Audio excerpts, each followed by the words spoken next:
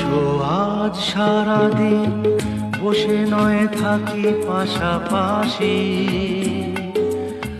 আজ শুধু ভালোবাসাবাসি,